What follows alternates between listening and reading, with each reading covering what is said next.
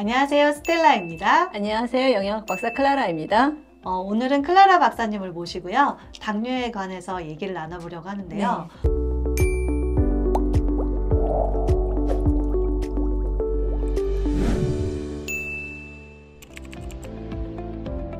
박사님, 저는 당뇨병을 처음 들었을 때 네. 당이 부족하거나 많아서 생기는 병 아닌가? 이렇게 생각이 들었었거든요.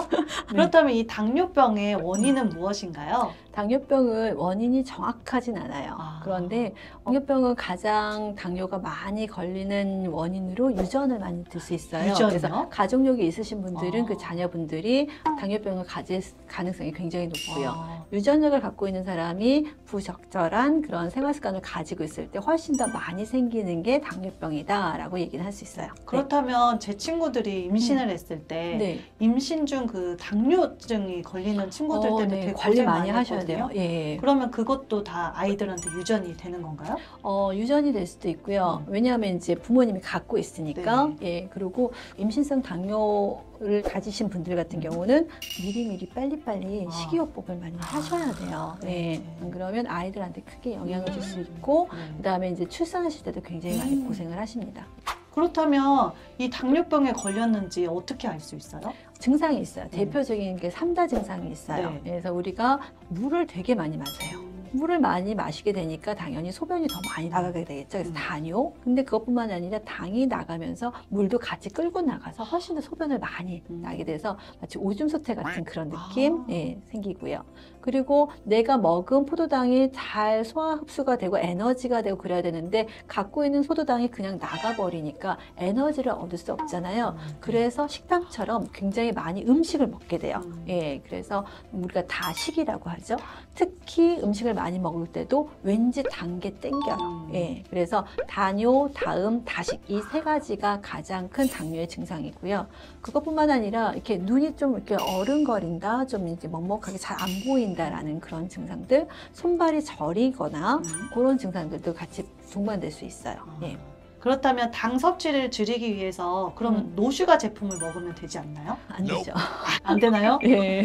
요즘에 그 당을 줄인다고 해서 제로 음식들이 많이 나오잖아요. 그 스위트너 같은 경우는 우리 WHO 세계보건기구가 스위트너를 장기간 복용했을 때 당뇨병이나 또는 심혈관 질환이 더 악화될 우려가 있다고 보고를 했기 때문에 여러분들이 특히 주의하셔야 되겠고요. 스위트너를 굉장히 장기간 오래 먹었다라고 했을 때는 우리가 장내 균총이 달라져요. 예, 그래서 특히 균들이 많이 또 죽게 되고 그러다 보니까 자꾸 이것들을 소화할 수 있는 능력이 없고요. 또 거기다가 이제 부글부글 하거나 또는 이제 우리가 더부룩한 그런 느낌들도 굉장히 많을 수 있어요.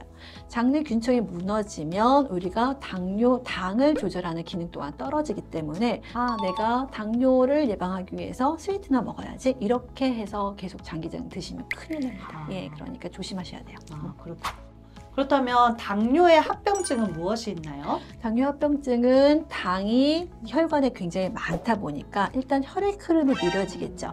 네, 그래서 우리가 심혈관 질환 그리고 당뇨뿐만 아니라 거기에 이제 콜레스테롤이라던가 고혈압까지 같이 들어갔을 때는 정말 크게 많이 문제가 될 수 있겠죠. 그 다음에 이 당들을 다 이렇게 걸러내서 우리가 이제 우리 몸에 다시 재활용을 하는데 너무 많이 들어왔잖아요. 그리고 조절이 안 되고 이게 세포로 가지 못하게 되다 보니까 이게 소변으로 나가게 되면서 신장에 대한 문제점들도 생기고요. 그 다음에 신경계 문제도 생길 수 있고 그 다음에 말초혈관 문제도 생길 수 있고요. 그리고 망막에도 문제가 생겨서 당뇨성 망막 변증도 생길 수 있고요. 그 다음에 자율신경계가 교란될 수도 있어요. 예, 그렇기 때문에 이런 증상들이 대부분 당 조절 때문에 문제가 되니까 여러분들이 그럼 뭐 우리가 한번 맛있게 먹지라고 하는데 나이가 들수록 우리가 훨씬 더 당 조절 능력이 떨어지기 때문에 우리가 보통 45세 이상이 됐을 때는 당뇨병 굉장히 조심하셔야 되겠고 단 거 좀 적게 드셔야 되겠고 이 대사가 잘 돌아갈 수 있도록 적절한 체중 유지 굉장히 중요하십니다. 그렇다면 보통 당뇨병에 걸리면 당뇨약을 많이들 드시잖아요. 네네. 그럼 당뇨약을 복용하기 때문에 결핍되는 영양소들이 있을 것 같아요. 있어요. 예. 그 결핍되는 대표 영양소에는 무엇이 있나요? 대표적인 영양제는 비타민 B12. 예, 우리가 보통 비타민 B12가 흡수가 되려면 인트린식 팩터라고 위에서 이제 나오는 내재인제가 있거든요. 근데 그게 억제돼요. 특히 우리가 당뇨에 처음 걸렸을 때 혈당 수치가 좀 높아졌으니까 메트포빈을 드세요라고 하면서 제일 처음으로 권유받는 약이에요. 근데 요거를 먹었을 때 특히 우리가 비타민 B12 흡수가 많이 떨어져요. 예, 그것뿐만 아니라 엽산의 흡수율도 많이 떨어져요. 근데 엽산도 비타민 B9, 비타민 B 컴플렉스의 일종이죠. 예, 그것도 많이 떨어지고요. 그다음에 또 메트포민이 아닌 설포닌 우레아 계열의 약물을 먹었을 때는요, 우리가 잘 아시는 이제 미토콘드리아에서 에너지를 만드는 코큐텐 성분 있죠. 예, 그것도 많이 고갈이 됩니다. 그래서 이런 영양소들이 좀 많이 부족하게 되겠죠. 네. 그래서 오늘 박사님이 가지고 오신 것들이 지금 이렇게 비컴플렉스, 코큐텐 이런 것들이 있는 거군요. 네. 오늘 가지고 오신 영양제는 어떤 효능들이 있나요? 제일 먼저 제가 글루코그린, 그 대놓고 이제 글루코라고 있으니까 네. 이거는 당뇨와 관련된 네. 거다라고 생각을 할 수 있잖아요.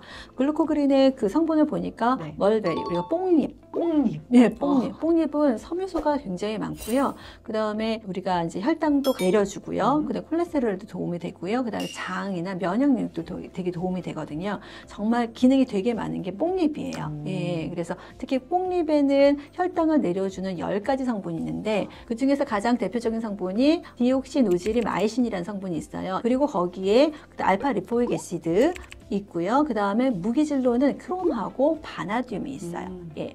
크롬 같은 경우는요, 포도당이 우리가 세포 안으로 잘 들어가게 하고 그래서 인슐린이 잘 작용할 수 있게 도와주는 성분이고요. 바나듐은 인슐린 감수성을 증가시켜서 인슐린에 훨씬 더 센시티브하게 반응할 수 있도록 그렇게 도와주는 성분이 있어요. 그렇기 때문에 일단은 혈당을 낮춰주는 성분, 그 다음에 인슐린 작용을 높여주는 성분, 그런 것들이 한꺼번에 있기 때문에 내가 지금 당뇨 전 단계, 프리다이베티스 단계다, 아니면 당뇨 위험이 있다, 고위험균 같은 경우는 요걸 드셔주면 혈당 조절에 많은 도움이 되실 겁니다. 그리고 두 번째는 지금 B 컴플렉스. 대표적인 그 비타민 B1, 벤포티아민 같은 경우 흡수율이 굉장히 높고요. 그 다음에 티아민이 부족했을 때 당뇨병이 더 많이 생긴다는 보고가 있어요. 그래서 이 벤포티아민을 먹어서 우리가 당뇨를 더 예방할 수 있고요.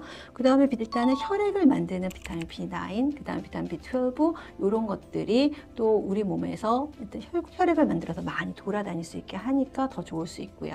그 다음에 피리독신, 비타민 B6 같은 경우는 신경전달물질, 신경이 이렇게 찌릿찌릿할 때도 많이 도움이 되잖아요. 그래서 그런 전반적으로도 비타민 B 컴플렉스는 굉장히 많이 도움이 될 수 있어요. 예, 그리고 지금 마지막에 있는 코큐텐. 코큐텐 같은 경우는 우리가 이제 미토콘드리아가 에너지를 부스팅하는 데도 굉장히 좋을 뿐만 아니라 인슐린 기능을 향상시킬 수도 있기 때문에 굉장히 좋습니다. 그래서 당뇨 전 단계, 그 다음에 당뇨에 위험이 많으신 분들, 그런 분들은 이렇게 세 가지를 같이 드시면 굉장히 도움이 되실 거예요. 네. 그렇다면 당뇨약을 먹고 있는 분들은 언제 이 영양제를 섭취해야 될까요? 당뇨약을 드시는 분들은 바이타민 B 컴플렉스 같은 경우는요, 식후에 드시는 게 좋겠고요. 그 다음에 아침에 드시길 권장드려요. 왜냐하면 저녁에 드시면 잠이 잘 안 오시거든요. 네. 그리고 지금 여기 코큐텐 같은 경우도 얘는 지용성이기 때문에 음식과 같이 드시기를 권장을 드립니다. 그래서 둘 다 식후에 드시는 거였고요. 네. 그 다음에 내가 지금 당뇨 약은 먹지 않지만 당뇨를 예방하기 위해서 또는 이제 초기에 다 관리하기 위해서 이걸 같이 먹는다 했을 때도 얘도 마찬가지로 식후로 같이 드시면 되겠습니다. 한 가지 더 우리가 식습관. 식습관. 네, 그래서 우리가 혈당을 잡는데 가장 좋은 식습관은요.